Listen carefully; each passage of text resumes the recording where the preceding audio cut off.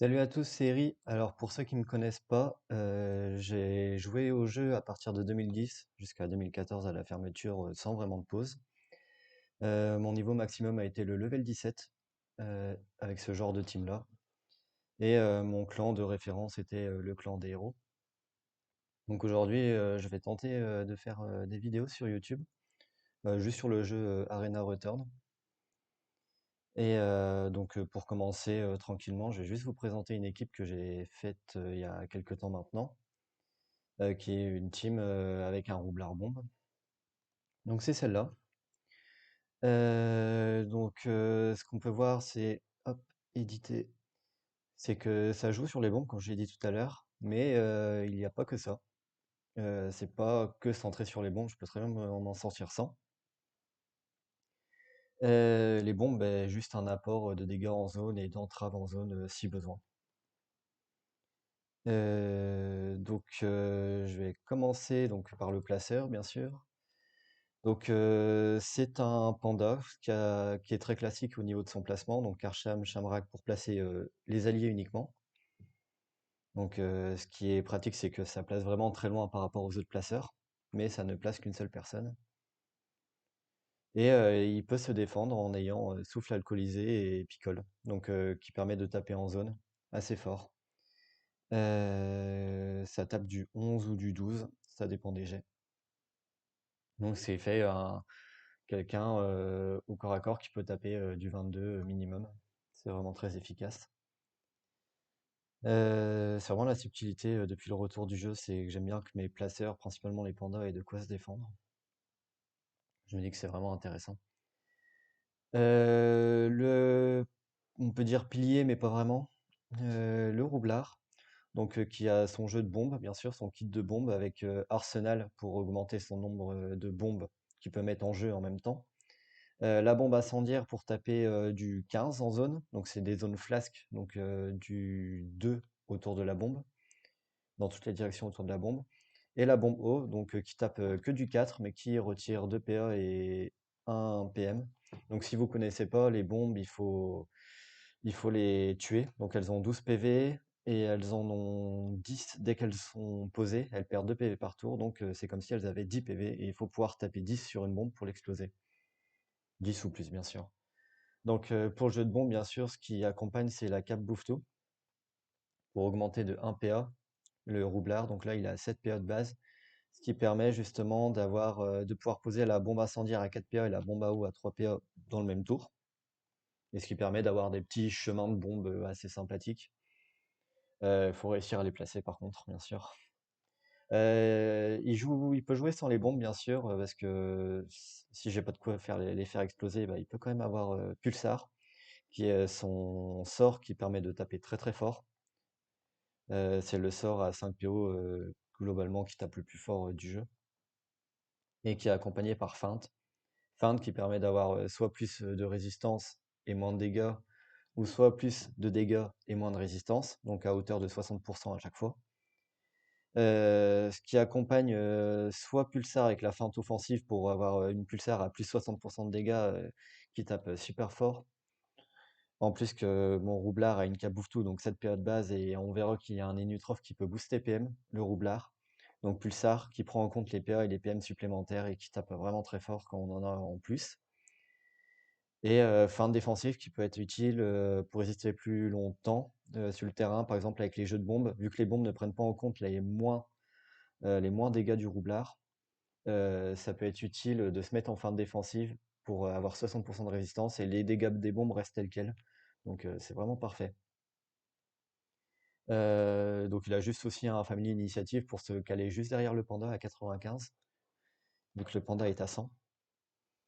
Ce qui suit dans le combo des bombes, on va dire, c'est ce petit sacrieur qui paye pas de mine, qui a attirance pour réattirer le roublard qu'on enverra dans le camp adverse pour poser les bombes. Donc il réattire le roublard pour le remettre dans notre camp.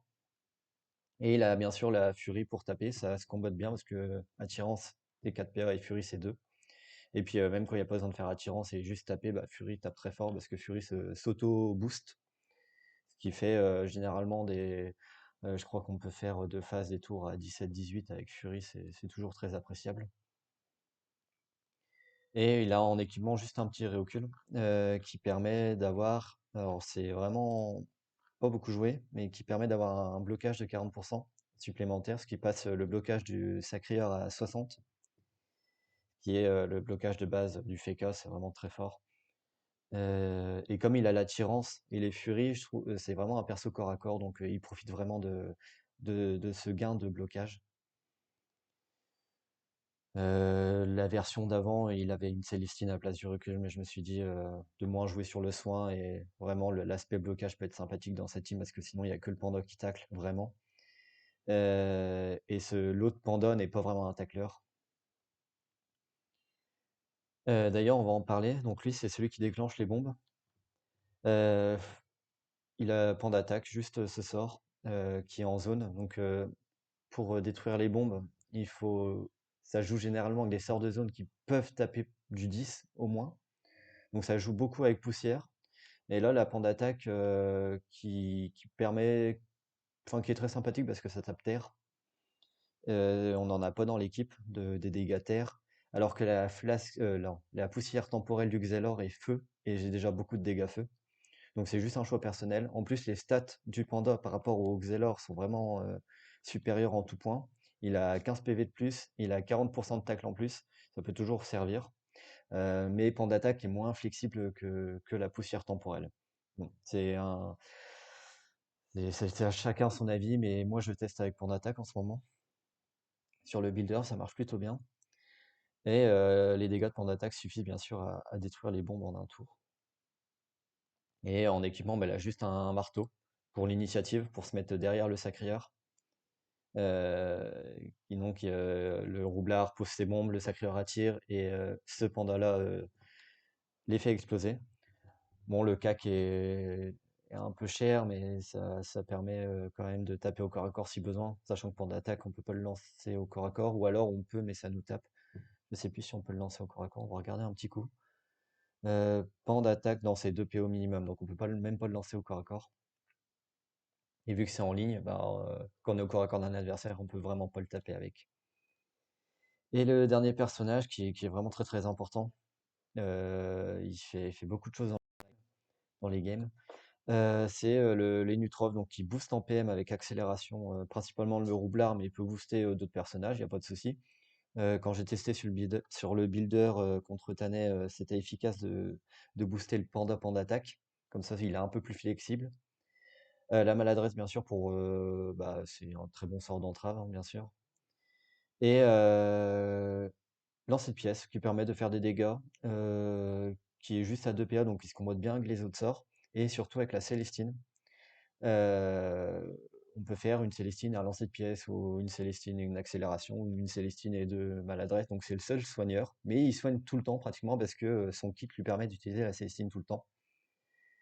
Et il reste 50 Kama. Je lui ai mis un critère. J'ai fait des matchs contanés. Sur un match, j'ai réussi à sortir 2 coups critiques sur maladresse quand même, donc c'est vraiment très c'est vraiment efficace. Alors il y a des matchs où je vais jamais faire de coups critiques, je le sais, parce que c'est une chance sur 20. Mais ça peut tomber de temps en temps, 50 kamas à mettre. Il n'y a pas d'autre chose à mettre, franchement, sur les autres personnages pour 50 kamas, c'est pas très utile. Alors, le critère, on peut le retirer, gagner ses 50 kamas, et à la place du panda, on peut mettre le Xelor poussière plus momification, donc il coûtera 1050 kamas, donc 50 kamas de plus que le panda. Et ça permet d'avoir un autre personnage qui permet d'exploser les bombes. C'est une autre façon de jouer, c'est plus flexible, mais c'est moins résistant. Enfin, il y a des choses, il faut tester de toute façon. Dans tous les cas, je pense que ça marchera, les deux versions. La momification est quand même assez obligatoire à mettre avec la poussière parce que il faut vraiment pas se prendre de retraite PA. Sinon, vous allez jamais taper avec poussière. Pendant d'attaque, c'est que 5 PA, donc juste un ralentissement ne suffit pas, c'est plus compliqué à entraver. Donc voilà. Donc on va juste tester un petit coup. euh, je vais prendre une team qui n'a pas la même initiative que moi pour vraiment avoir le combo. Je vais jouer ça rapidement. Alors je vais pas jouer les personnages, vraiment pas.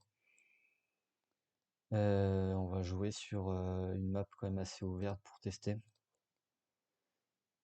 Si vous vous rappelez, je crois que c'était une map avec euh, des serres de jardinage, un truc du genre. C'était une map en extérieur, ça faisait un peu potager. Les personnes rouges, je les jouerai pas, je les avancerai juste un peu, juste pour tester un peu la mise en place du jeu. Alors il faut faire attention, ouais. Le panda placeur, c'est celui-là, et celui-là, c'est le panda tac, tac tac, le sacré qui attire, et les nutrophes, on va le coller par là, un peu en arrière, mais il faut qu'il booste en PM le roublard. Hop, alors, c'est le deuxième qui joue, donc je passe tous les tours. Hop, hop. Donc on avance tranquillement. Là, on sait qu'à cette portée-là, je ne craindrai pas grand-chose. Là, je peux me faire attirer par exemple, mais bon, je vais pas jouer les personnages. Donc on fait l'arsenal pour avoir les deux bombes actives. Enfin, actives dans le sens où on peut les poser dans le même tour. Le sacri, il faut qu'il reste toujours pas trop loin pour réattirer. Le panda, il faut qu'il reste pas trop loin pour taper et pour exploser les bombes. Et les nutrophes, ils boostent en PM le roublard pour qu'il passe à 4. Et le boost de PM permet aussi d'augmenter la pulsar si jamais. Donc là, ce qu'on va faire, c'est vraiment juste avancer les personnages. Il n'y aura pas de gameplay moi tout seul. C'est juste pour se dire, là, le sacré est protégé, mais on va pouvoir faire un jeu de bombe sur lui. Donc on peut le mettre juste là. Tac, hop, hop. Donc là, ça ne touche. Alors la bombe, c'est quand même compliqué à jouer. Et on peut se dire, ah, c'est bien, ça tape en zone. Mais c'est difficile de trouver des zones avec une bombe quand même. Parce que la casse de la bombe prend déjà une place assez, assez compliquée. Alors, quelque chose qui est assez compliqué, pour exploser les bombes, c'est il faut que Pandattack touche au minimum la bombe feu, pour qu'elle explose aussi la bombe eau. Parce que si on explose que la bombe eau, elle tuera pas la bombe feu. Donc pour que tout explose, il faut qu'on mette tac, 2, 3, 4, 5, on fera quelque chose comme ça. Donc ce qu'on peut faire, c'est la bombe eau ici. On peut reculer avec les 4 PM. Là, j'ai même pas besoin de réattirer avec le sacrieur. Donc le sacrieur, on peut le cacher là, tant qu'il reste à bonne portée pour attirance, et on peut faire ça. Boum. Donc moins 12, moins 15 et moins 4. Ce qui donne bah là, moins 30, moins 31. Et en plus, il a un retrait de 2 PA. Donc il peut même pas faire deux actions dans son tour. Et un retrait de 1 PM. Alors là, il a 7 3 PM parce que j'ai mis une accélération sur le sacrieur, mais c'est parce qu'il a 4 PM de base. Donc il passe à 3. Et les Nutrov, bon là je suis pas placé, mais si je pouvais avancer d'une case en plus, je pourrais encore faire une maladresse sur le sacrieur. Ce qui nous rend quand même assez safe.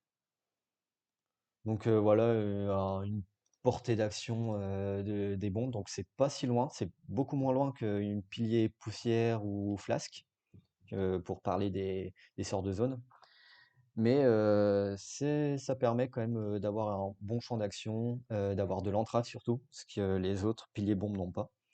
Et donc là, ça force l'adversaire, on conditionne l'adversaire à dire, bah voilà, on peut te faire des dégâts de zone assez forts, 31 mine de rien. Peut-être que sur un perso pour l'instant, mais on va reculer un petit peu par exemple, et puis voir ce qu'on peut faire avec l'attirance pour avoir un champ d'action un peu plus élevé.